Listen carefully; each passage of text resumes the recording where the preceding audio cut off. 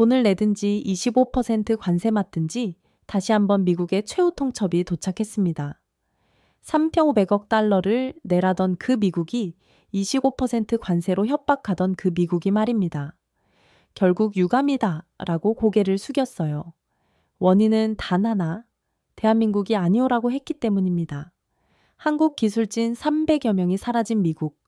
공장들이 멈춰서 돈 터던 순간 제조업이 무너졌습니다. 조지아, 오하이오, 엘라베마, 미시간 3.5천 명이 일자리를 잃었어요. 굽히지 않은 대한민국. 그 결과 대대당한 것은 미국이었어요. 우리가 완전히 틀렸다. 과연 무엇이 30년 동맹 워싱턴을 이렇게 충격에 빠뜨린 걸까요? 이야기 시작하기 전에 좋아요와 구독 버튼 가볍게 한번 눌러주시면 저 감동의학이 서은비에게 정말 따뜻한 격려가 됩니다. 지금 어디에서 이 영상을 시청하고 계신지 아래 댓글에 나눠주세요. 미국의 공급망이 무너졌습니다. 1인당 15일 만에 모든 것이 뒤바뀌었습니다. 체포작전을 지휘했던 바로 그 트럼프가 이제 소셜미디어에 이런 글을 올리고 있었어요. 지금 당장 이러한 투자를 겁주고 싶지 않다. 저는 리처드 호크입니다. 30년 동안 워싱턴에서 국제개발 정책을 담당해왔죠. 그런데 이런 급변은 처음 봤습니다. 조지아 현장은 완전히 죽어버렸어요. 수천 명이 일할 예정이던 곳이 순식간에 유령 도시가 됐습니다. 그런데 그때 다시 한번 폭탄 발언이 이어졌어요. 삼복 500억 달러를 내서 관세 15% 유지해라. 아니면 25% 관세 올린다. 300~500억 달러요. 제가 계산기를 두드려 봤습니다. 한국 외환 보유고의 84%였어요. 천문학적 숫자죠. 그 순간 경제정책연구센터 수석 아이오노미스트 딘 베이커의 말이 머릿속을 스쳤습니다. 관세를 내는 게 차라리 낫다. 저는 그 말을 처음엔 이해할 수 없었어요. 하지만 조지아 현장 보고서를 받고 나서야 깨달았죠. 9월 어느 새벽 미국 이민세관단 속국이 현대차와 LG의 합작 전기차, 배터리 공장 건설 현장을 기습했습니다. 300명의 한국인 설계 전문가와 핵심 엔지니어들이 한꺼번에 체포됐어요. 그들은 모두 합법적인 비자를 가지고 있었습니다. 불법 체류자가 아니었어요. 미국이 직접 밝은 정식 비자로 입국한 첨단 배터리 공장 설계의 핵심 브레인들이었습니다. 그 순간까지만 해도 저는 냉소했습니다. 한국 따위가 우리에게 맞설 수 없다고 믿었으니까요. 하지만 현실은 달랐습니다. 건설 현장이 완전히 멈춰졌어요. CNN이 긴급 속보를 내보냈죠. 현대차 LG 배터리 공장 건설 중단 3,000명, 천계획 전면 취소. 180억 달러 규모의 메가 프로젝트였습니다.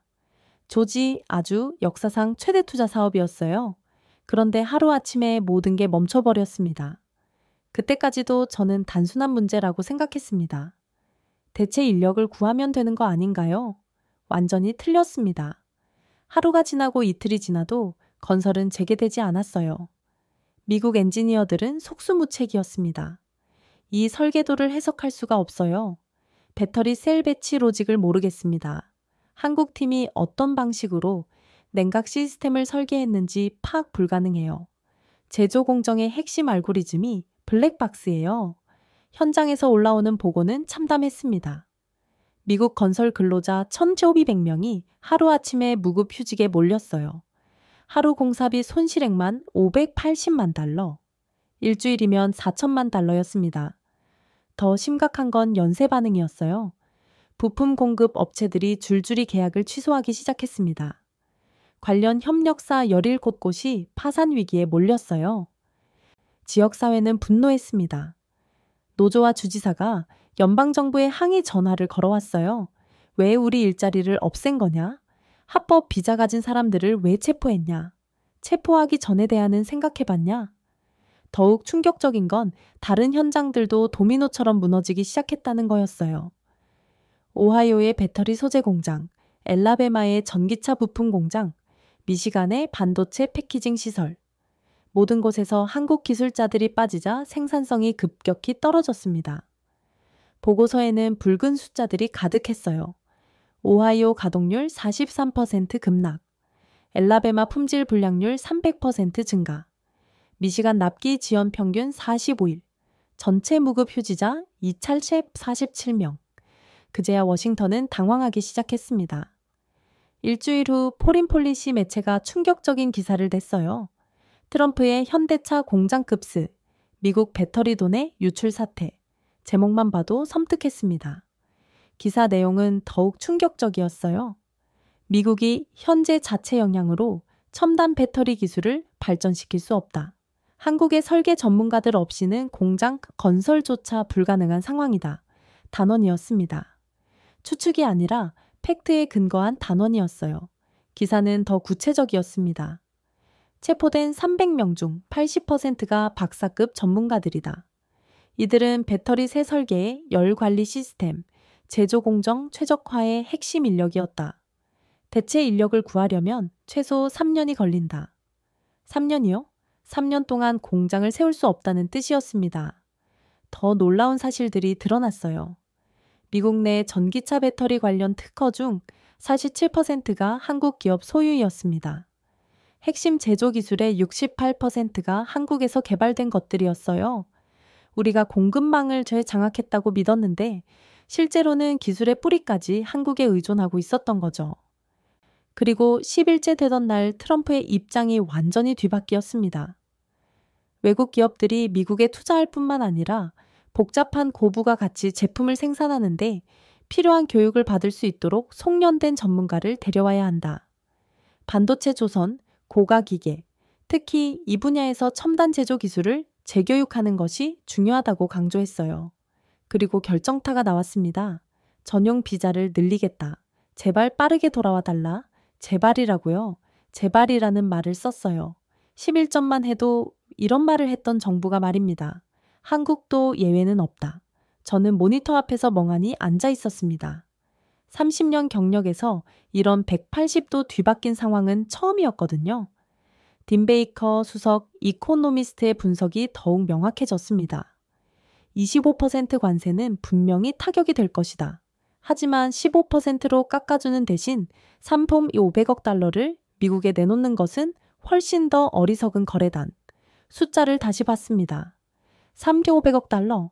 한국 전체 외환 보유고의 84%. 일본은 어땠을까요?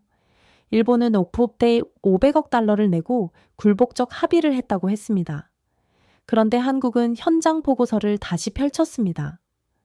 그 누구도 이어갈 수 없게 되자 궁지에 몰린 미국은 결국 새로운 선택지를 꺼내들었어요. 하지만 저는 아직도 의문이 들었습니다. 한국이 정말 우리 요구를 거절할 수 있을까요? IMF 위기 때 떨리는 목소리로 제발 도와주십시오. 라고 했던 그 나라가요. 1997년의 기억이 생생했습니다. 한국 재무장관의 절망적인 목소리, 고개 숙인 협상단의 모습. 그때는 한국이 작은 나라였습니다. 굴복할 수밖에 없는 나라였어요. 하지만 지금은 조지아 건설 현장이 멈춘 이유를 보면서 저는 처음으로 의문을 품었습니다. 3,000명의 일자리가 사라진 이유를 보면서 말이에요. 한국이 정말 여전히 그 작은 나라일까요? 포린폴리시의 기사 제목이 다시 떠올랐습니다. 미국 배터리 돈의 유출 사태, 돈을 하고 했어요. 단순한 노동력이 아니라 돈을 하고 했습니다. 핵심 기술의 뿌리 설계의 뼈대, 공정의 알고리즘, 모든 게 한국에 있었어요. 그 순간 저는 깨달았습니다. 이번엔 다를 수 있다는 걸, 한국이 우리의 3,500억 달러 요구를 정면으로 거절할 수도 있다는 걸 말이에요. 조지아 사태가 터지기 2주 전이었습니다. 백악관 서간 회의실, 오벌오피스 바로 옆, 그 좁은 공간에서 미국의 운명이 결정되고 있었어요. 트럼프 대통령이 테이블을 탁 치며 일어섰습니다. 한국에 삼폭행 500억 달러를 요구한다. 거절하면 관세 25%보다. 그 목소리는 명령이었습니다. 협상이 아니라 최후 통첩이었어요. 저는 회의실 모서리에 앉아 있었습니다. 30년 동안 이런 자리를 수없이 봤지만 이날만큼은 뭔가 달랐어요. 상무장관이 브리핑 자료를 펼쳤습니다. 일본은 이미 설명했습니다. 올해 뒤 500억 달러 투자 약속에 사인했어요. 대통령이 고개를 끄덕였습니다. 좋아. 일본이 그렇게 했다면 한국도 마찬가지일 거야. 그 순간 저는 1985년 플라자 합의를 떠올렸습니다. 일본 대표단이 떨리는 손으로 설명하던 그 장면을 말이에요. 엔화 평가절상. 일본 경제의 버블과 붕괴. 모든 게 그 설명에서 시작됐었죠. 일본은 늘 그렇습니다. 제가 중얼거렸어요. 옆에 앉은 국무부 차관부가 돌아왔습니다. 뭐라고 하셨나요? 아무것도 아닙니다. 하지만 제 머릿속은 복잡했어요. 대통령이 다시 입을 열었습니다. 한국은 어떻게 보나 재무부 장관이 답했습니다. 예측 가능합니다. 결국 굴복할 겁니다. 늘 그래 왔으니까요. 회의실에 웃음소리가 퍼졌어요. 비아니한 거리는 웃음이었습니다. 1997년을 기억하시죠? IMF 위기 때 한국이 어떻게 굳었는지 말입니다. 저는 그때를 생생히 기억했어요. 서울 재무부 청사, 한국 재무장관이 떨리는 목소리로 말했던 그 순간을 말이에요. 제발 도와주십시오. 우리는 절망적입니다. 그의 목소리에는 절규에 가까운 무언가가 있었어요. 자존심이고 뭐고 다 내려놓는 채 애원하는 목소리였습니다. 그때 한국은 정말 작은 나라였습니다. 5천만 인구 1인당 GDP만 달러도 안 되는 나라. 미국의 원조 없이는 살아남을 수 없는 나라였어요. 이번에도 다르지 않을 겁니다. 상무장관이 확신에 찬 목소리로 말했습니다. 한국 경제는 여전히 우리에게 의존적입니다. 반도체든 자동차 등 우리 시장 없이는 버틸 수 없어요. 숫자들이 스크린에 떠올랐습니다. 한미 무역량 연간 1,280억 달러, 한국의 대미 수출 의존도 15.2%, 미국 투자기업 고용 23만 명. 보세요. 우리가 관세를 올리면 한국 경제는 직격탄을 맞습니다. 대통령이 만족스러운 표정을 지었어요. 그럼 3,500억 달러가 비현실적인 숫자는 아니군? 전혀 아닙니다. 일본이 5,500억을 약속했는데 한국이 3,500억을 못 내 이유가 없죠. 저는 속으로 계산해 봤습니다. 3,500억 달러, 한국 GDP의 17%, 외환보유고의 84%, 어마어마한 숫자였어요. 하지만 회의실 분위기는 이미 결론이 난 듯했습니다. 한국은 선택의 여지가 없습니다. 국가경제위원회 위원장이 단언했어요. 25% 관세냐, 3,500억 달러 투자냐, 둘 중 하나를 선택해야 합니다. 대통령이 팔짱을 끼고 창밖을 바라봤어요. 워싱턴 기념탑이 저 멀리 보였습니다. 한국이 거절할 가능성은 제로입니다. 재무부 장관의 대답이 즉시 나왔어요. 안보 동맹국이기도 하고 경제적으로도 우리에게 절대적으로 의존하고 있습니다. 거절할 수 없어요. 회의실에서 박수 소리가 터져나왔습니다. 승리를 확신하는 박수였어요. 하지만 저는 뭔가 이상한 느낌이 들었습니다. 정말 그럴까요? 한국이 정말 1997년 그때와 똑같을까요? 제가 조심스럽게 입을 열었습니다. 혹시 한국이 변했을 가능성은 없을까요? 회의실이 조용해졌어요. 모든 시선이 제게 쏠렸습니다. 무슨 말씀이신지 상무장관이 물었어요. 글쎄요. 요즘 한국 기업들을 보면 삼성, LG, 현대차 예전과는 좀 다른 것 같기도 하고요. 다르다고요? 대통령이 눈을 찡그렸습니다. 여전히 작은 나라입니다. 우리가 관세를 올리면 무너질 나라예요. 하지만 반도체는 반도체가 뭐 어차피 나는 겁니까? 재무부 장관이 끼어들었어요. 우리도 인텔이 있고 마이크론이 있습니다. 한국 없어도 충분해요. 정말 그럴까요? 저는 확신이 서지 않았습니다. 최근 보고서에서 본 숫자들이 떠올랐어요. 메모리 반도체 세계 시장 점유율, 삼성 41%, SK 하이닉스 28% 합치면 69%였습니다. 배터리도 마찬가지였어요. LG 에너지 솔루션, SK 이온, 삼성 SDI 세계 시장의 절반 이상을 한국이 장악하고 있었습니다. 하지만 저는 입을 다물었어요. 분위기가 이미 결정된 상태였으니까요. 대통령이 결론을 내렸습니다. 좋아? 그럼 한국에 통보하자. 300-500억 달러 아니면 25% 관세다. 언제까지 답변을 받을까요? A주. 2주면 충분할 거야. 회의가 끝났습니다. 사람들이 하나둘 자리를 떠났어요. 저만 혼자 앉아 있었습니다. 창밖으로 석영이 지고 있었어요.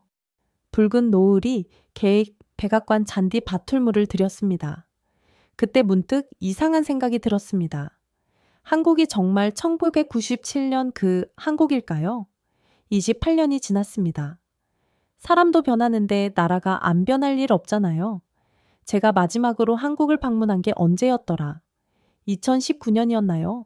서울의 모습이 완전히 달라져 있었어요. 강남의 고층 빌딩들, 판교의 IT 단지, 송도의 국제도시. 예전에 보던 그 초란 서울이 아니었습니다. 사람들의 표정도 달랐어요. 1997년엔 절망이 가득했는데 2019년엔 자신감이 넘쳤습니다. 특히 젊은 세대들이 그랬어요. 그들은 IMF를 경험하지 않은 세대였습니다. 구룩을 모르는 세대였어요. 그들이 지금의 한국을 이끌고 있을 텐데 저는 고개를 저었습니다. 아니야, 여전히 작은 나라일 거야. 하지만 마음 한편으로는 불안이 스멀스멀 올라왔습니다. 정말 그럴까요? 한국이 정말 우리 요구를 순순히 받아들일까요? 그날 밤 집에 돌아가서도 잠이 오지 않았어요. 계속 1997년 그 장면이 떠올랐습니다. 떨리는 목소리, 고개 숙인 협상단, 절망의 참표정들. 그런데 동시에 다른 장면도 떠올랐어요. 2019년 서울에서 만난 한국 관료의 모습 당당하고 자신감 넘치던 그 모습 말입니다. 우리는 더 이상 예전의 한국이 아닙니다. 그가 했던 말이 귀에 맴돌았어요. 더 이상 예전의 한국이 아니다. 저는 베개를 뒤집었습니다. 아니에요. 분명히 굴복할 겁니다. 늘 그래왔으니까요. 하지만 가슴 깊은 곳에서는 다른 목소리가 속삭이고 있었어요. 이번엔 다를지도 몰라. 2주 후 그 예감이 현실이 될 줄은 그때는 몰랐습니다. 한국이 우리의 상품 500달러 요구를 정면으로 거절할 줄은 정말 몰랐어요. 그리고 그 거절이 미국 전체를 뒤흔들게 될 줄은 더더욱 몰랐습니다. 우리가 틀렸다는 걸 저는 아직 깨닫지 못하고 있었어요. 그 전화는 한국 시간으로 오후 2시에 걸려왔습니다. 워싱턴은 자정이 막 넘은 시각이었어요. 저는 집에서 늦은 저녁을 먹고 있었죠. 긴급 상황실에서 온 전화였습니다. 호크 씨 당장 나와주셔야겠습니다. 한국에서 공식 발표가 나왔어요. 전화를 받는 순간 심장이 뛰기 시작했습니다. 2주 기한이 아직 일주일이나 남았는데 벌써 답변이 왔다는 거였어요. 승낙한 겁니까? 아닙니다. 거절입니다. 순간 전화기를 놓칠 뻔했어요. 거절이라고요? 네. 그것도 아주 단호하게 말입니다. 30분 후 저는 상황실에 앉아 있었습니다. 대형 스크린에는 청와대 대변인의 모습이 떠올라 있었어요. 그 표정이 너무나 차분하고 단호해서 오사할 정도였습니다. 합리성과 공정성을 벗어난 협상은 하지 않을 것입니다. 그 한마디가 상황실을 얼어붙게 만들었어요. 국무부 차관부가 중얼거렸습니다. 이게 뭔 소리야? 거절한다고? 재무부에서 온 관료가 말했어요. 분명히 실수겠죠. 아니면 협상 전술이 거나요? 하지만 저는 그 대변인의 눈빛을 봤습니다. 실수나 전술이 아니었어요. 진심이었습니다. 스크린 속에서 대변인이 계속 말하고 있었어요. 미국 내 한국 기술자들의 비자 제도가 불확실한 상황에서 한국 기업들이 안정적인 투자를 할 수 없다는 점을 분명히 밝힙니다. 이게 무슨 말인지 저는 즉시 이해했습니다. 조지와 사태를 직격으로 겨냥한 발언이었어요. 합법적 비자를 가진 한국 기술자들을 체포한 것에 대한 정면 반박이었습니다. 상무장관이 화를 내며 일어섰어요. 이런 배운 망덕한 놈들이. 하지만 저는 다른 생각이 들었습니다. 배운 망덕이 아니라 당연한 반응 아닐까요? 합법적으로 일하던 사람들을 기습 체포했는데 가만히 있을 나라가 어디 있겠어요. 그런데 더 충격적인 건 따로 있었습니다. 시에는 이 속보를 내보냈어요. 일본 500억 달러 투자협정 사명 완료. 일본 총리가 사명하는 모습이 화면에 나왔습니다. 그 표정이 어둡고 무거웠어요. 마지막에 하는 티가 역력했습니다. 그리고 바로 다음 화면에서 한국 대변인의 모습이 다시 나왔어요. 한국은 원칙을 지키겠습니다. 대조가 극명했습니다. 일본은 고개 숙여 사명하고 한국은 당당히 거절하고 상황실이 술넘거렸어요. 이해할 수 없습니다. 왜 한국만 다르게 나오는 거죠? 일본도 처음엔 반발했어요. 하지만 결국 굴복했잖아요. 한국도 시간이 지나면 마음이 바뀔 겁니다. 하지만 저는 확실히 서지 않았습니다. 그 대변인의 표정, 목소리 톤, 전체적인 분위기, 뭔가가 1997년과는 완전히 달랐어요. 그때는 절망과 굴욕이 가득했는데 지금은 차분한 확신이 느껴졌습니다. 다음 날 아침 더 충격적인 소식이 들려왔어요. 한국 주요 기업 총수들이 공동 성명을 발표한 거였습니다. 삼성 이재용 현대차 정의선, LG 구본무, SK 최태원, 한국 경제의 핵심 인물들이 한 목소리를 낸 거예요. 정부의 원칙적 입장을 지지한다. 상호 존중에 기반하지 않은 일방적 요구는 받아들일 수 없다. 저는 눈을 비비고 다시 읽었습니다. 정말 한국 재벌들이 이런 말을 했을까요? 1997년엔 이들이 앞장서서 굴복을 주장했는데 말이에요. 미국 말을 들어야 살 수 있다고 했던 바로 그들이요. 그런데 이제는 백악관이 발칵 뒤집혔습니다. 대통령이 긴급회의를 소집했어요. 참모들이 우왕좌왕했습니다. 이해할 수 없다. 도대체 왜 거절하는 거지? 상무장관이 분석 보고서를 들고 왔어요. 한국 경제가 우리에게 절대적으로 의존하고 있는데 이건 자살 행위입니다. 숫자를 다시 봤어요. 한미 무역량 1180억 달러 대미 수출 의존도 15.2%, 분명히 타격이 큰 숫자들이었습니다. 그럼 왜 거절하는 거야? 대통령이 짜증을 냈어요. 협상 전술일 겁니다. 더 좋은 조건을 얻으려는 거죠. 아니면 중국이 뒤에서 부추기는 걸 수도 있어요. 여러 추측들이 나왔지만 저는 다른 생각이 들었습니다.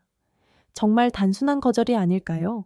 진짜로 받아들일 수 없다는 거절 말입니다. 그 순간 제가 입을 열었어요. 혹시 한국이 정말 변한 건 아닐까요? 회의실이 조용해졌습니다. 무슨 뜻입니까? 글쎄요.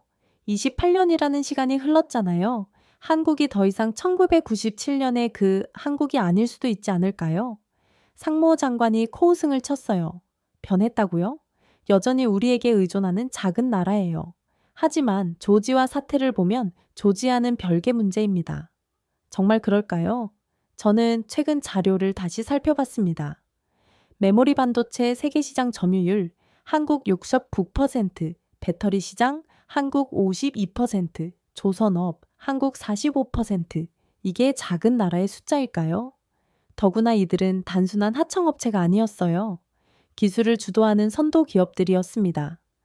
그런데 회의실 분위기는 이미 결론이 난 상태였어요.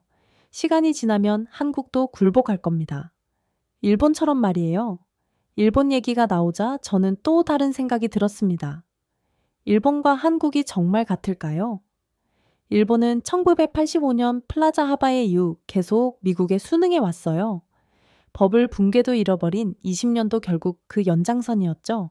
하지만 한국은 IMF 위기 이후 오히려 더 강해졌습니다. 삼성은 메모리 반도체 세계 1위가 됐고 현대차는 글로벌 5위 안에 들었어요. LG는 배터리 시장을 장악했고 SK는 화학과 에너지로 영역을 확장했습니다. 이런 나라가 일본과 똑같이 행동할까요? 1997년엔 정반대였어요.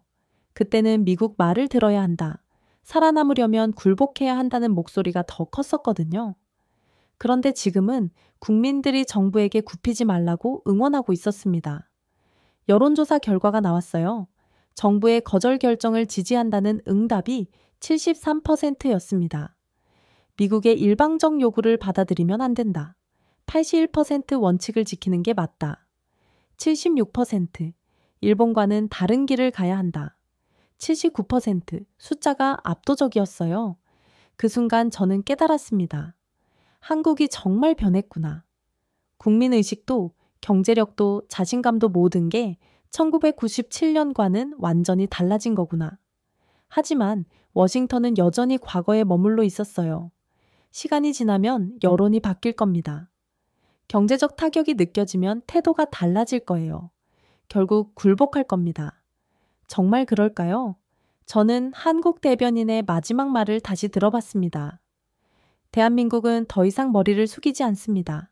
원칙을 지킬 뿐입니다. 그 목소리에는 흔들림이 없었어요. 28년 전의 절망이나 굴욕은 찾아볼 수 없었습니다. 대신 조용하지만 확고한 의지가 느껴졌어요. 일본이 고개 숙여 서명할 때 한국만이 고개를 들고 거절했습니다. 그 대조가 전 세계에 생중계됐어요. 시에는 한국의 전례 없는 거절, BBC 일본과 다른 길 선택한 한국, 로이터 미국의 마스원 한국의 도전, 국제사회가 주목하기 시작했습니다. 그런데 가장 충격적인 건 따로 있었어요. 한국 기업들의 주가가 오르기 시작한 거였습니다. 보통은 미국과 갈등이 생기면 주가가 떨어지는데 이번엔 정반대였어요. 시장이 한국 정부의 결정을 지지하고 있었습니다. 증권 애널리스트들의 분석이 나왔어요. 한국의 거절은 단기적 위험이지만 장기적으로는 협상력 강화 효과가 있다. 원칙을 지키는 모습이 오히려 국가 브랜드 가치를 높였다. 투자자들이 한국의 자주적 경제 정책을 높게 평가하고 있다. 저는 이해할 수 없었어요. 경제적 보복 위협을 받고 있는데 주가가 오른다고요? 그 순간 제가 놓친 게 있다는 걸 깨달았습니다. 한국이 정말 변한 거구나. 근본적으로 완전히 변한 거구나. 이제는 미국의 압박을 두려워하는 나라가 아니라 당당히 맞설 수 있는 나라가 된 거구나. 그날 밤 저는 집에서 혼자 생각에 잠겼습니다. 정말 한국이 끝까지 버틸 수 있을까요? 미국의 경제적 압박을 결련을 만큼 강해진 걸까요? 아니면 결국 굴복하고 말까요? 하지만 한 가지는 확실했습니다. 이번엔 1997년과는 완전히 다르다는 건 한국이 보여준 건 단순한 거절이 아니었어요. 새로운 질서에 대한 선언이었습니다. 우리는 더 이상 작은 나라가 아니다. 원칙이 있는 나라다. 그 선언이 워싱턴을 흔들어 놓았어요. 그리고 저도 흔들려 있었습니다. 3일이 지났습니다. 워싱턴의 모든 회의실에서 같은 질문이 나오고 있었어요. 도대체 왜 한국만 다르게 나오는 거지? 저는 국무부 브리핑룸에서 그 질문을 수없이 들었습니다. 대답할 수 없었어요. 저도 혼란스러웠으니까요. 대형 스크린 2개가 나란히 켜져 있었습니다. 왼쪽 화면은 일본 총리가 고개를 숙인 채 서명하는 모습이, 오른쪽 화면은 한국 외교부 장관이 당당하게 고개를 들고 기자회견하는 모습이었어요. 합리성을 벗어난 요구는 수용할 수 없습니다. 그 목소리가 브리핑룸에 울려 퍼졌어요. 국무차관이 중얼거렸습니다. 일본은 늘 그랬다. 그러나 한국은 아니었다. 바로 그 순간이었어요. 저에게 번개 같은 깨달음이 온 건 일본과 한국이 정말 다른 나라구나. 1985년 플라자 합의를 떠올렸습니다. 일본 대표단이 떨리는 손으로 서명하던 그 장면을 말이에요. 그때부터였습니다. 일본이 미국에 완전히 굴복하기 시작한 게 엔화급 등 부동산 법을 잃어버린 20년 모든 게 그 서명에서 시작됐어요. 그런데 지금도 마찬가지였습니다. 500억 달러라는 천문학적 숫자의 일본은 또 고개를 숙였어요. 일본 총리실에서 성명이 나왔습니다. 보좌관이 보고했어요. 미일 동맹 강화를 위한 불가피한 선택이라고 합니다. 불가피한 선택이라고요? 저는 쓴 웃음을 지었습니다. 포장은 그럴듯하지만 결국 굴복이었어요. 그런데 한국은 완전히 다른 반응을 보이고 있었습니다. 추가 분석 보고서가 나왔습니다. CIA 분석관이 자료를 들고 왔어요. 한국과 일본의 경제 구조를 비교해 봤는데 결정적 차이가 있습니다. 스크린에 숫자들이 올라왔어요. 일본 대미 수출 의존도 19.8%, 한국 대미 수출 의존도 15.2%, 큰 차이는 아니었어요. 그런데 다른 숫자들을 보니 얘기가 달랐습니다. 핵심 기술 보유도를 보십시오.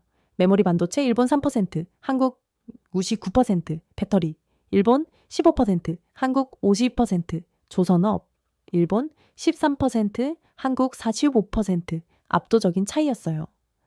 일본은 1990년대 이후 핵심 기술을 대부분 잃어버렸습니다. 하지만 한국은 오히려 더 강화됐어요. 저는 도대체 언제 한국이 이렇게 변했는지 알 수 없었습니다. 분명히 1997년엔 완전히 다른 나라였는데 말이에요. 그때 제가 서울에 갔을 때를 떠올렸습니다. IMF 본부가 설치된 서울 시내 절망계에 빠진 사람들의 표정, 근무국이 운동에 나선 시민들, 우리는 이제 끝났다. 한국 재무부 관료가 했던 말이 생생했어요. 미국 없이는 살 수 없다. 그런데 지금은 한국 재무부 장관이 전혀 다른 말을 하고 있었습니다. 우리는 충분히 자립할 수 있는 경제 구조를 갖추었습니다. 28년 만에 완전히 바뀐 거였어요. 더 놀라운 건 이겁니다. 분석관이 다른 자료를 보여줬어요. 한국 기업들의 글로벌 시장 점유율 변화를 보십시오. 1997년과 2025년 현재 비교한 겁니다. 삼성전자 메모리 17%에서 41%, 현대차 글로벌 순위 11위에서 5위 LG 배터리 0%에서 27%, SK 화학세계 5위 진입 모든 지표가 상승 곡선이었어요.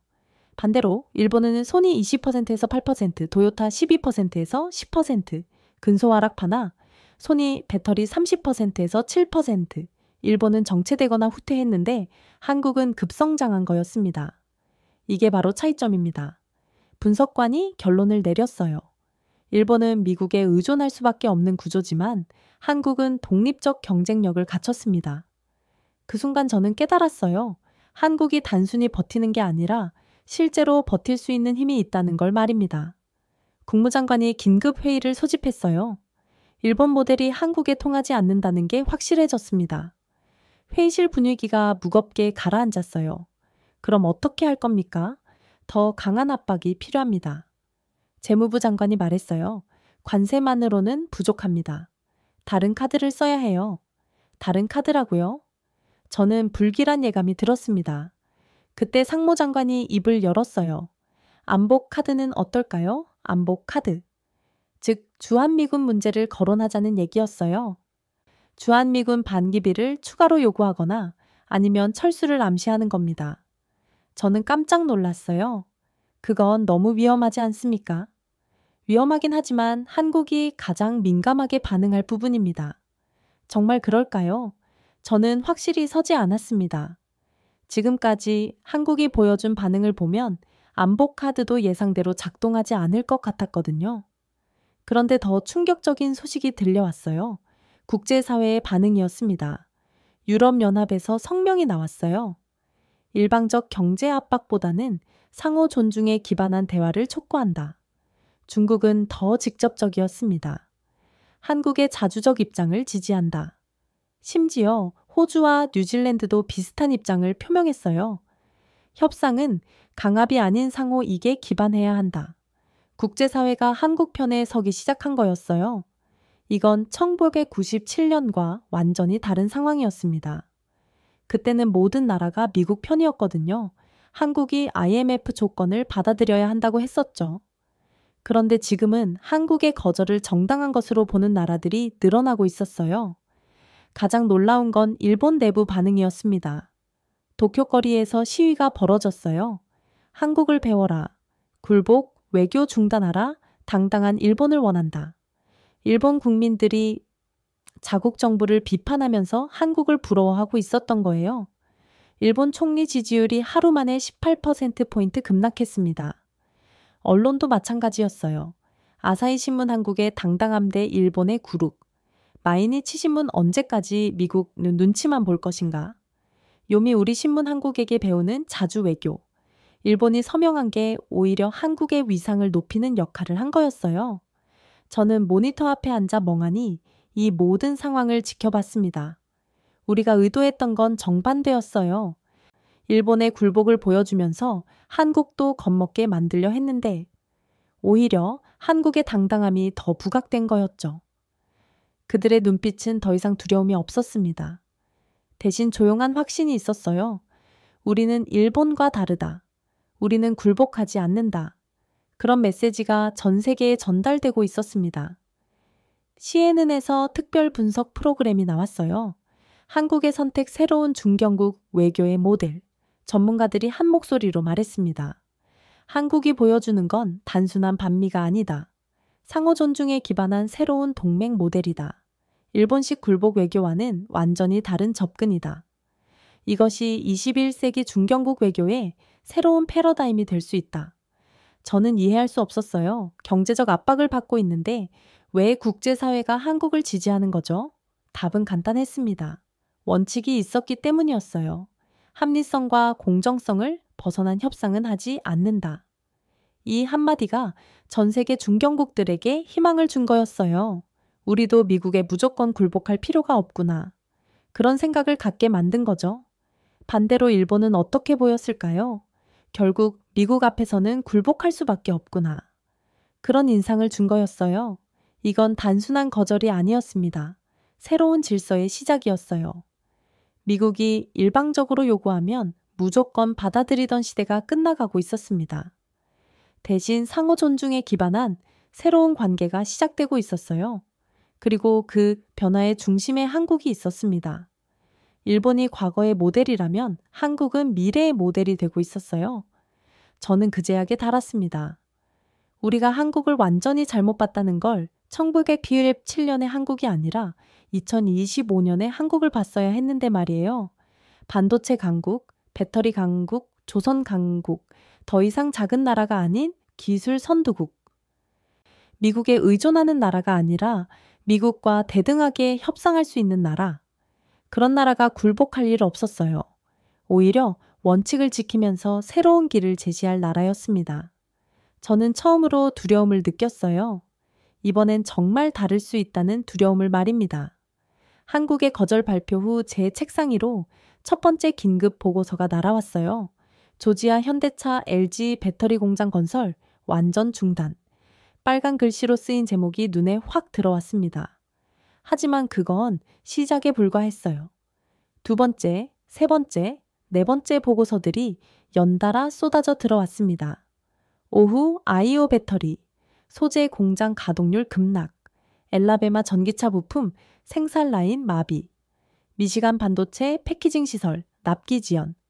저는 보고서들을 하나씩 펼쳐보며 경악했어요.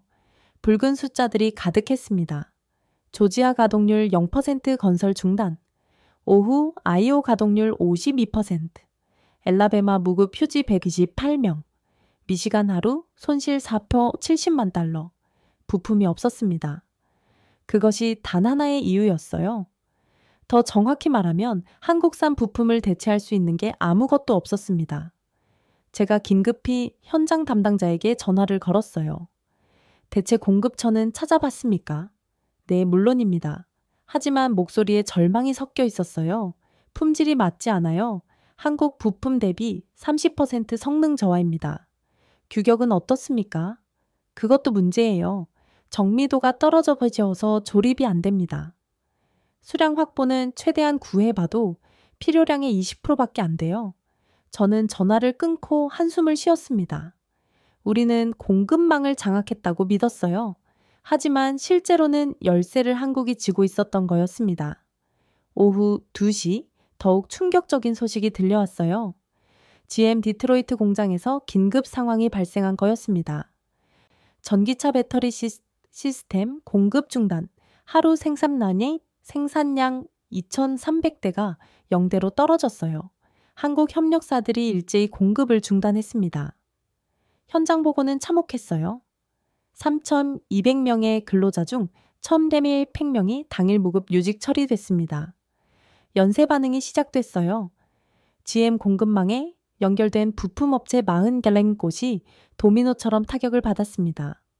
몰트 하나, 나사모 하나까지 모든 게 연결돼 있었거든요. 제가 손으로 이마를 집었어요. 이게 정말 현실인가 싶었습니다. 포드 디어봉 공장에서도 비슷한 소식이 들려왔어요. 전기차 핵심 부품인 배터리 관리 시스템이 없어서 생산량인 6개 중 4개가 멈췄습니다. 하루 손실액만 680만 달러였어요. 테슬라 오스틴 공장도 마찬가지였습니다. 배터리 셀 공급 중단으로 가동률이 32%까지 떨어졌어요. 일론 머스크가 직접 트위터에 올린 글이 화제가 됐습니다. 우리는 공급망의 중요성을 과소평가했다. 중요성을 과소평가했다고요? 저는 쓴 웃음을 지었어요. 과소평가 수준이 아니라 아예 몰랐던 거죠. 한국 기업들이 미국 제조업에 이렇게 깊숙이 뿌리내리고 있다는 걸 말이에요. 오후 4시 지역사회의 분노가 폭발했습니다.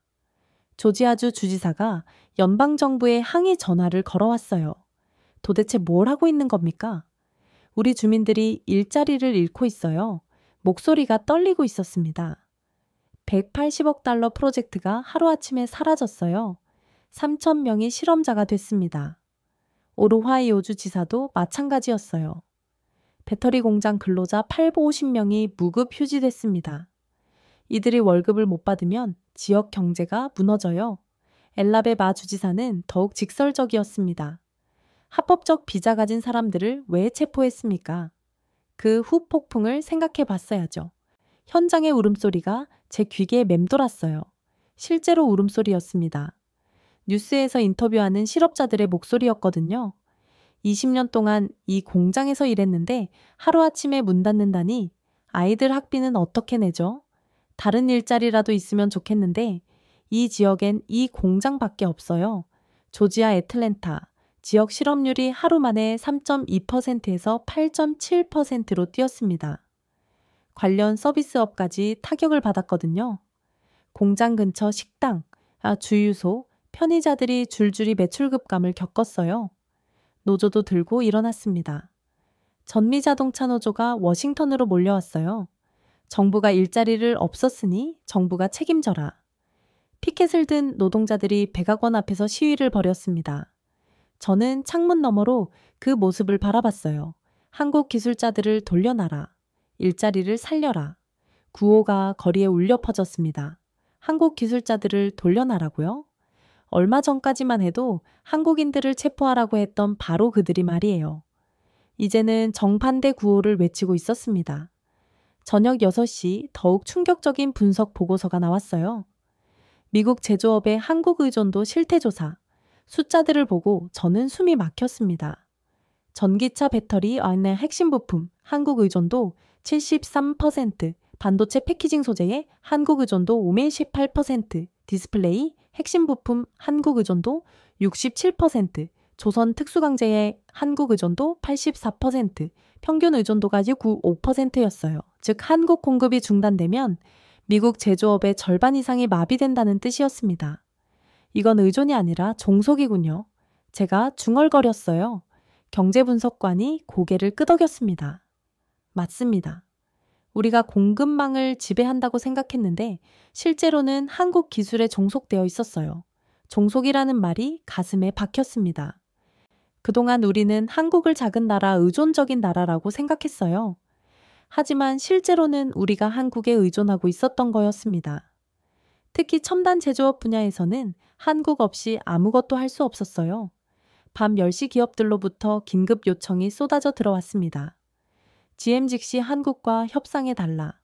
공장 가동 중단을 더 이상 감당할 수 없다. 포드 한국 부품 없이는 전기차 생산이 불가능하다. 정부 차원의 중재가 필요하다. 테슬라 배터리 공급망 복구가 시급하다. 주가가 폭락하고 있다.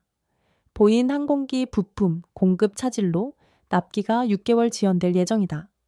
하나같이 절규에 가까운 요청들이었어요. 이들 기업의 주가는 이미 폭락하기 시작했습니다.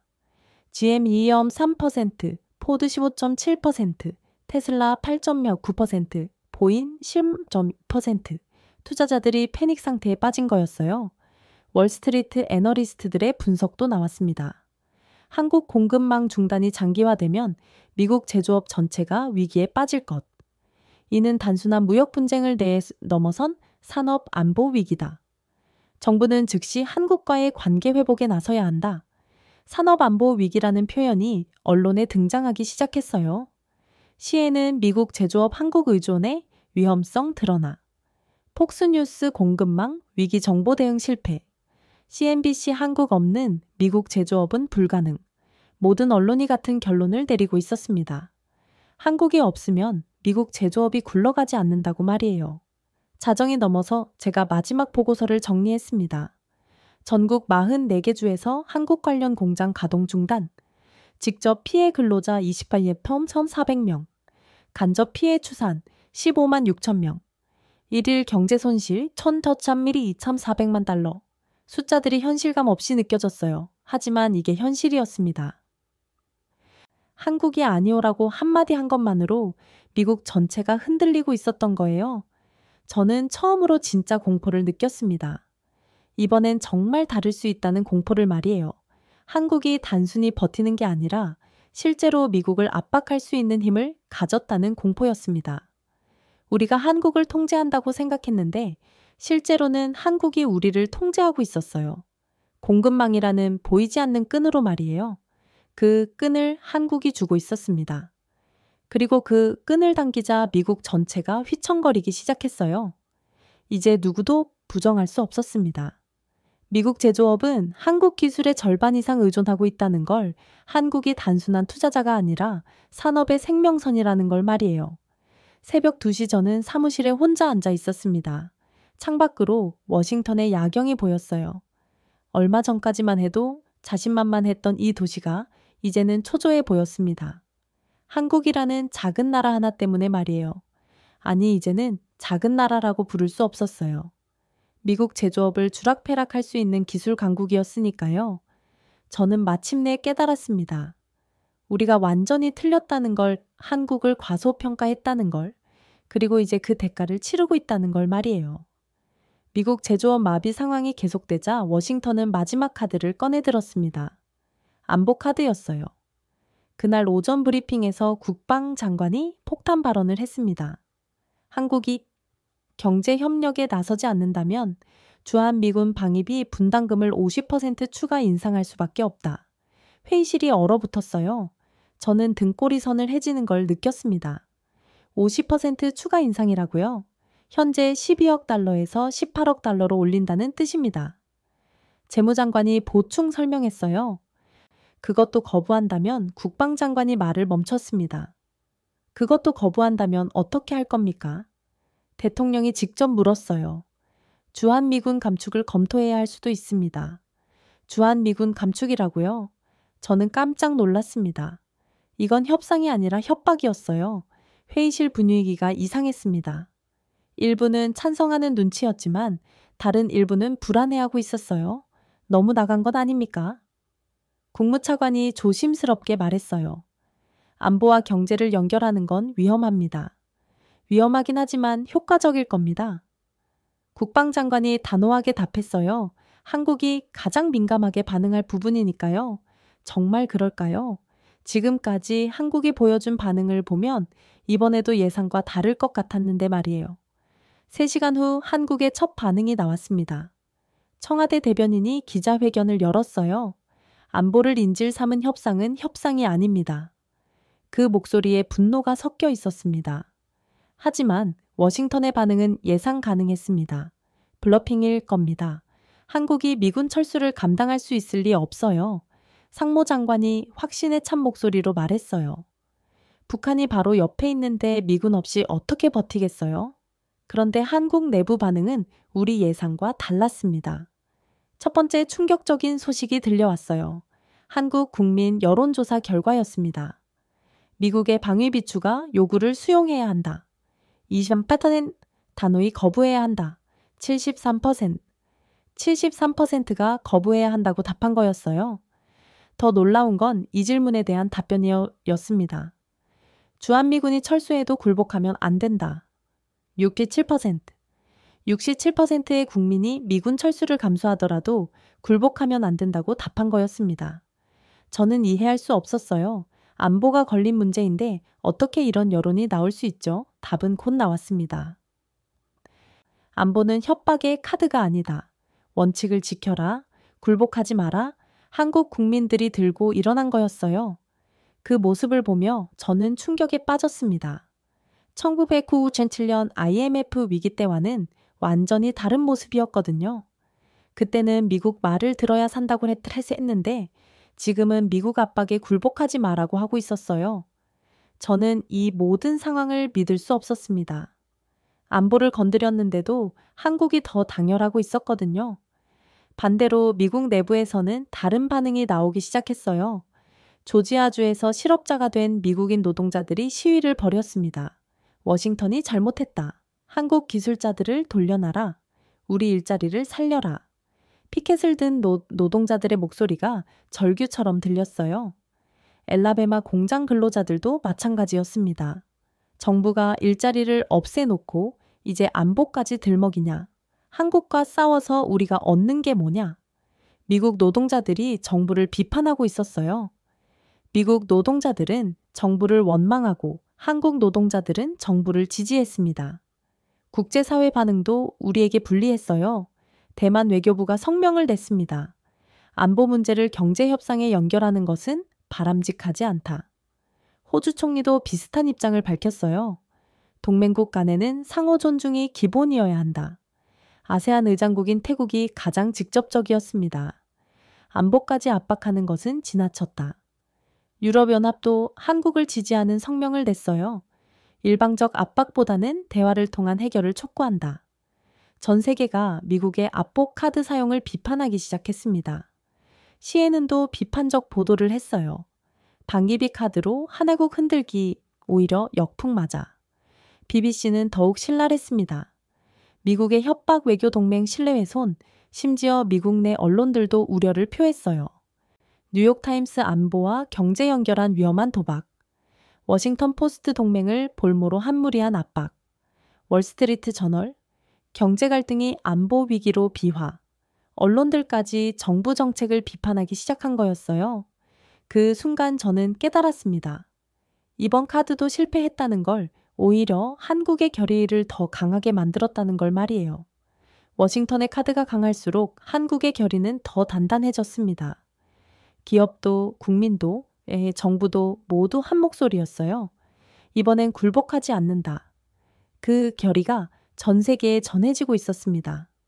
저는 사무실에서 이 모든 상황을 지켜보며 혼란에 빠졌어요. 30년 동안 워싱턴에서 일했지만 이런 상황은 처음이었습니다. 미국이 모든 카드를 다 써봐도 상대방이 흔들리지 않는 상황. 오히려 더 강해지는 상황을 말이에요. 방위비와 주한미군까지 건드린다고요? 제 마음속에서 우웅 울리는 질문을 지울 수 없었습니다. 이게 동맹인가 협박인가? 동맹국에게 이런 식으로 압박을 가해도 되는 건가? 처음으로 미국의 전략이 잘못됐다는 생각이 들었어요. 한국은 1997년에 그 나라가 아니었습니다. 안보를 볼모로 해도 굴복하지 않을 만큼 강해진 나라였어요. 정신적으로도 경제적으로도 그리고 국민 의지로도 말입니다. 우리는 완전히 틀렸습니다. 한국을 과소평가했고 미국의 영향력을 과대평가했어요. 이제 그 대가를 치르고 있었습니다. 한국의 거절이 전 세계에 새로운 메시지를 보내고 있었어요. 작은 나라도 강대국의 압박에 굴복하지 않을 수 있다. 그 메시지가 퍼져나가고 있었습니다. 그리고 미국은 점점 고립되어 가고 있었어요. 일본의 5에서 500억 달러 협정 서명 3일 후였습니다. 도쿄에서 믿을 수 없는 일이 벌어졌어요. 일본 총리가 서명한 바로 그 협정을 일본 국민들이 거부하기 시작한 거였습니다. 첫 번째 신호는 여론조사였어요. 올해 점포 500억 달러 투자 협정을 지지하십니까? 지지 31%, 반대 64%, 반대가 압도적이었습니다. 그런데 더 충격적인 건 이 질문에 대한 답변이었어요. 한국의 대응이 올바르다고 생각하십니까? 그렇다 73%, 아니다 22%. 일본 국민 73%가 한국의 거절을 지지한다고 답한 거였어요. 자국 정부는 반대하면서 타국의 선택은 지지하는 아이러니한 상황이 벌어진 거였습니다. 저는 모니터를 통해 이 결과를 보며 경악했어요. 일본 국민들이 자국 정부보다 한국을 더 지지하고 있었거든요. 다음 날 도쿄 거리에서 시위가 터져 나왔습니다. 시부야 교차로에 모인 시민들이 피켓을 들고 있었어요. 한국을 배워라. 구룩 외교 중단하라. 당당한 일본을 원한다. 그 광경을 보는 순간 저는 숨이 막혔습니다. 일본 시민들이 한국을 본받자고 외치고 있었어요. 30년 동안 워싱턴에서 일했지만 이런 장면은 처음 봤습니다. 동맹국 국민이 다른 나라를 부러워하면서 자국 정부를 비판하는 모습을 말이에요. NHK 뉴스가 생중계했습니다. 한국처럼 당당하게 거절했어야 했다. 왜 우리만 미국 앞에서 굽신거리냐? OD 500억 달러면 우리 세금 30년치다. 시민들의 목소리에 분노가 가득했어요. 특히 젊은 세대의 반발이 강했습니다. 20, 30대 여론조사에서는 더욱 극명하게 나왔어요. 정부 협정 반대 81%, 한국 대응 지지 87%, 젊은 일본인들이 한국을 롤모델로 여기고 있었던 거예요. 소셜미디어가 반정부 정서로 들끓었어요. 그 중에서도 가장 인상적인 글이 있었습니다. 한국은 당당하게 아니오라고 말했다. 우리는 왜 항상 예스만 할까? 이 글이 10만 번 공유됐어요. 일본 언론들도 정부를 맹비난하기 시작했습니다. 아사히 신문 구력의 협정, 국민 자존심 짓밟아, 마이니치 신문 한국의 당당함 대 일본의 굴복 요미유리 신문 언제까지 미국 눈치만 볼 것인가, 심지어 보수 성향의 3K 신문까지 비빔바대에 동참했어요. 일본도 한국처럼 원칙을 지켜야 한다. 모든 언론이 한국을 부러워하면서 자국 정부를 비빔받고 있었습니다. 정치권도 흔들렸어요. 자민당 내부에서 반란이 일어났습니다. 총리가 너무 성급하게 설명했다. 한국의 협상력을 배워야 한다. 국민 여론을 무시한 독단, 당내 중진들까지 총리를 비빔바닥이 시작한 거였어요. 야당은 더욱 공격적이었습니다. 이것은 21세기 불평등 조약이다. 한국을 보라, 당당하게 자국의 이익을 지키고 있다. 일본도 재협상을 요구해야 한다. 국회에서 격렬한 논쟁이 벌어졌어요. 그리고 결정타가 나왔습니다. 내가 지지율 조사 결과였어요. 지지율이 하루 만에 18%포인트 급락한 거였습니다. 4.52%에서 24%로 추락했어요. 이는 정권 위기 수준이었습니다. 더 놀라운 건 불지지 이유였어요. 미국의 굴복한 외교 67%, 국민 여론 무시 23%, 한국보다 못한 협상 8%, 67%가 미국의 굴복한 외교 때문이라고 답한 거였어요. 그리고 8%는 아예 한국보다 못한 협상 때문이라고 답했습니다. 한국과 직접 비교당하고 있었던 거예요. 저는 이 모든 상황을 지켜보며 충격에 빠져 있었습니다. 우리가 의도했던 건 정반대였거든요. 일본의 굴복을 보여주면서 너희도 이렇게 해야 한다는 메시지를 한국에 전달하려 했는데 오히려 한국의 당당함이 더 부각된 거였어요. 일본 경제계에서도 우려의 목소리가 나오기 시작했습니다. 일본 경제단체 연합회 회장의 성명을 냈어요. 5억 달러는 일본 기업들에게 과도한 부담이다. 도요타 회장도 비슷한 입장을 밝혔습니다. 한국 기업들이 부러워 보인다. 그들은 정부의 보호를 받고 있다. 한국 기업들이 부러워 보인다고요? 이건 정말 예상치 못한 반응이었어요. 일본 기업들이 한국을 부러워하고 있었던 겁니다. 국제 언론들도 이 상황에 주목했어요. CNN 일본 내 반정부 시위, 한국 모델 부러워해. BBC 일본 국민들 한국을 배워라 외쳐. 로이터 일본의 굴복대, 한국의 당당함, 근명한 태조. 전 세계가 일본과 한국을 비교하고 있었어요. 그리고 그 비교에서 한국이 압도적으로 우위에 있었습니다. 프랑스 르몬드지는 이렇게 썼어요. 한국은 새로운 중견국 외교의 모델을 제시했다. 반면 일본은 여전히 과거의 굴복 외교에 머물러 있다. 독일 슈피길지도 비슷했습니다. 21세기에는 한국식 당당함이 일본식 굴복보다 더 존경받는다. 영국 가디언지는 더욱 직접적이었어요. 한국의 거절이 일본의 서명보다 더 많은 찬사를 받고 있다. 국제사회의 평가가 완전히 뒤바뀐 거였습니다. 굴복이 아니라 당당함이 더 높게 평가받고 있었어요. 워싱턴 내부도 당황하기 시작했습니다. 국무부 브리핑에서 기자가 질문했어요. 일본의 협정 서명이 오히려 한국의 위상을 높이는 결과를 낳고 있는데 어떻게 생각하십니까? 대변인이 말을 더듬었어요. 그것은 일시적 현상의 것입니다. 하지만 일본 내 여론조사에서는 73%가 한국을 지지한다고 나왔는데요. 각국의 여론은 변할 수 있습니다. 설득력 없는 답변이었어요. 실제로는 당황하고 있다는 게 보였습니다. 저도 마찬가지였어요. 30년 동안 이런 상황은 경험해 본 적이 없었거든요. 동맹국이 굴복했는데도 다른 나라가 더 존경받는 상황. 전 세계가 굴복보다 당당함을 선택하는 상황을 말이에요. 그날 밤 저는 사무실에서 혼자 생각에 잠겼습니다.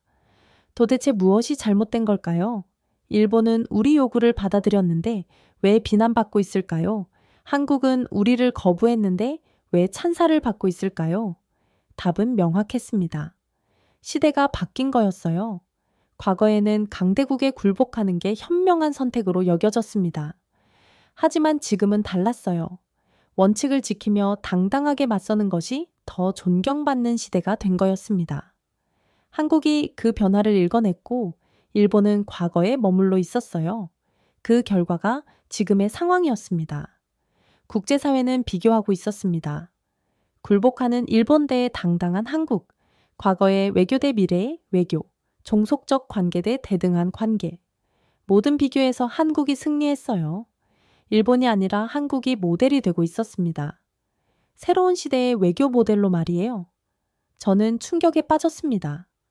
우리가 완전히 틀렸다는 걸 깨달았거든요. 일본의 굴복을 보여주면서 한국을 압박하려 했는데 오히려 한국의 위상만 높여준 꼴이 됐어요. 세계는 비교하고 있었습니다. 그리고 한국이 승리했어요. 당당함이 굴복을 이긴 거였습니다. 원칙이 타협을 이긴 거였어요. 미래가 과거를 이긴 거였습니다. 이제 누구도 부정할 수 없었어요. 한국이 새로운 외교의 기준을 제시하고 있다는 걸 말이에요. 그리고 그 기준에서 일본은 그리고 미국은 뒤처져 있었습니다. 그 사이 미국 경제 손실이 3억 3,600만 달러를 넘어섰습니다. 그날 오전 백악관 상황실은 그야말로 아수라장이었어요. 대통령이 테이블을 내리치며 소리쳤습니다. 도대체 누가 이런 전략을 세운 거야? 회의실이 얼어붙었어요. 상무장관과 국방장관이 서로를 노려봤습니다. 책임을 떠넘기려는 눈빛이었어요. 경제카드가 통할 줄 알았습니다. 상무장관이 변명했어요. 안보카드까지 썼는데도 한국이 버틸 줄은 국방장관도 말꼬리를 흐렸습니다. 저는 회의실 한쪽에서 이 모든 상황을 지켜봤어요. 30년 만에 처음 보는 광경이었습니다. 미국 정부 고위 관료들이 한나라 때문에 이렇게 당황하는 모습을 말이에요. 브리핑 자료가 테이블 위에 흩어져 있었어요. 전국 실업자 4만 5천 명, GM 주가 마이너스 23%, 포드 주가 마이너스 28%, 테슬라 주가 마이너스 19% 붉은 숫자들이 가득했습니다. 더 충격적인 건 정치적 타격이었어요. 대통령 지지율이 42%에서 31%로 급락했습니다. 경제정책 실패라는 평가 때문이었어요. 중간선거가 6개월밖에 안 남았는데 정치 담당 보좌관이 걱정스러운 목소리로 말했어요. 이 상황이 계속되면 의회를 잃을 수도 있습니다. 더욱 굴욕적인 건 국제사회 반응이었어요. 중국 외교부 대변인이 기자회견에서 조롱했습니다. 미국의 패권 시대가 끝나가고 있음을 보여주는 사례다. 러시아 푸틴 대통령은 더욱 직설적이었어요. 강대국 미국도 한국 앞에서는 무릎 꿇는구나. 심지어 유럽연합에서도 거리를 두기 시작했어요. 미국의 일방주의적 접근법에 한계가 드러났다. 프랑스 대통령이 기자들에게 한 말이었습니다. 동맹국들까지 우리를 비판하기 시작한 거였어요. 캐나다 총리도 비슷한 입장을 밝혔습니다. 대화를 통한 해결이 최선이다. 압박은 해답이 아니다. 호주 총리는 더욱 직접적이었어요. 한국의 입장을 이해해야 한다. 상호 존중이 기본이어야 한다. 전 세계가 한국 편에 서고 있었습니다. 미국은 점점 고립되어 가고 있었어요. 그 순간 CIA 국장이 긴급 보고를 가져왔습니다. 북한과 중국이 한국을 지지한다는 성명을 냈습니다. 북한까지요? 북한은 남조선의 자주적 입장을 지지한다고 발표했습니다. 이건 정말 전례 없는 일이었어요. 북한이 남한을 지지한다며 중국은 더욱 적극적이었습니다. 한국의 원칙적 입장은 모든 중경국의 모범이다. 시진핑 주석이 직접 한 말이었어요. 이제 미국은 완전히 혼자가 된 기분이었습니다. 대통령의 목소리가 낮아졌어요. 현재 상황을 정확히 보고해라. 국무장관이 보고서를 펼쳤습니다. 조지아, 오하이오, 엘라베마, 미시간 총 4개 주에서 한국 관련 생산 라인이 중단됐습니다. 경제적 손실은 1일 2,100만 달러가 2주간 누적돼 3억 3천여 캔의 총 600만 달러입니다. 실업자는 4만 5천 명이고 계속 증가 중입니다. 대통령이 깊은 한숨을 쉬었어요. 대체 공급처는 품질과 수량 모두 한국을 따라올 수 없습니다. 3년은 걸릴 것 같습니다. 3년이라고요? 3년 동안 이 상황을 감당할 수 없었어요. 그때 재무장관이 가장 치명적인 보고를 했습니다. 월스트리트에서 한국 리스크라는 용어가 생겼습니다. 한국 리스크요? 한국과의 갈등이 미국 경제 전체를 위험에 빠뜨릴 수 있다는 의미입니다. 이제 한국이 미국 경제를 좌지우지할 수 있는 존재가 된 거였어요. 투자자들이 패닉 상태에 빠졌습니다. 다우지수가 연일 하락세를 보였어요. 제조업 관련 주식들은 더욱 심각했습니다. 캐터필로 마이너스 31%, 보잉 마이너스 27%, 3M 마이너스 22%, 미국 경제의 핵심 기업들이 줄줄이 무너지고 있었어요. 저는 이 모든 상황을 지켜보며 깊은 혼란에 빠져 있었습니다. 30년 동안 한국을 작은 나라라고 생각해 왔는데 이제는 미국을 흔들 수 있는 강국이 돼 있었던 거예요. 언제부터였을까요? 언제부터 한국이 이렇게 강해진 걸까요? 항상 요구를 받아들였던 나라가 이제는 미국의 노우라고 당당히 말할 수 있는 나라가 된 거였습니다. 그 순간 대통령이 결론을 내렸어요. 대통령의 목소리는 낮았습니다. 한국에 사과하자 회의실이 조용해졌어요. 사과라고요? 상무장관이 되물어 왔습니다. 우리가 왜 사과를 현실을 봐라? 대통령이 소리쳤어요. 우리 경제가 무너지고 있잖아. 국제적으로 고립되고 있고 하지만 체면이 경제보다 중요한가? 대통령의 목소리에 절망이 섞여 있었어요. 저는 그때 깨달았습니다. 미국이 결국 한국 앞에서 고개를 숙일 수밖에 없다는 걸 말이에요. 협상을 존중해 자세로 다시 시작하라. 대통령의 지시였어요. 그 순간 저에게 보고서 작성 지시가 내려왔습니다. 호크 내가 한국 담당이니까 상황 분석 보고서를 써라. 저는 사무실로 돌아가 보고서를 작성하기 시작했어요. 30년 경력을 총동원해서 이 상황을 분석했습니다. 키보드를 두드리며 저는 이렇게 적었습니다. 동맹은 명령이 아니라 존중이다. 그 문장을 쓰는 순간 모든 게 명확해졌어요. 우리가 틀렸던 이유가 무엇인지 말이에요. 한국은 더 이상 작은 나라가 아니다. 미국 산업의 열세다. 한국이 단순한 동맹국이 아니라 핵심 파트너라는 걸 인정할 수밖에 없었어요. 보고서 마지막 부분에 저는 이렇게 썼습니다. 우리는 한국을 진정한 파트너로 인정해야 한다. 21세기 동맹은 상하 관계가 아니라 수평 관계다. 그리고 이 격변의 시기를 겪으며 가장 중요한 변화는 따로 있었습니다. 미국과 한국의 관계가 완전히 바뀐 거였어요. 더 이상 상하 관계가 아니라 수평 관계가 됐습니다. 명령하고 복종하는 관계가 아니라 협의하고 협력하는 관계로 말이에요. 저는 이 모든 과정을 지켜보며 깨달았습니다. 새로운 동맹의 시대가 시작되고 있다는 걸 말이에요. 21세기 동맹은 힘의 논리가 아니라 존중의 논리로 작동한다는 걸 말이에요. 그리고 한국이 그 새로운 시대를 열어젖힌 나라라는 걸 말이에요. 작은 나라가 강대국의 압박에 굴복하던 시대는 끝났습니다. 이제는 원칙을 지키며 당당하게 맞서는 시대가 된 거예요. 한국이 그 변화의 선두에 서 있었습니다. 그리고 전 세계가 한국의 선택을 지지하고 있었어요. 새로운 동맹의 시대, 상호 존중에 기반한 파트너십의 시대가 시작되고 있었습니다. 그 시작점에 한국이 있었고 미국은 결국 그 현실을 인정할 수밖에 없었어요. 30년 만에 저는 처음으로 한국을 진정한 파트너로 바라보고 있었습니다. 작은 나라가 아니라 미국과 대등한 강국으로 말이에요. 그리고 그것이 새로운 시대의 시작이었습니다. 브리처도 호크의 30년 워싱턴 경험이 증명한 한 가지 진실. 더 이상 한국은 작은 나라가 아닙니다. 미국 산업에 열쇠를 준 기술 강국이었어요. 1997년 IMF 위기 때 제발 도와주십시오. 라고 애원하던 그 나라가 2025년에는 합리성을 벗어난 협상은 하지 않겠다고 당당히 말할 수 있는 나라로 성장한 거였습니다. 동맹은 명령이 아니라 존중입니다. 21세기는 상하관계가 아닌 수평관계의 시대예요. 한국이 보여준 원칙과 당당함이 새로운 국제질서의 문을 열었습니다.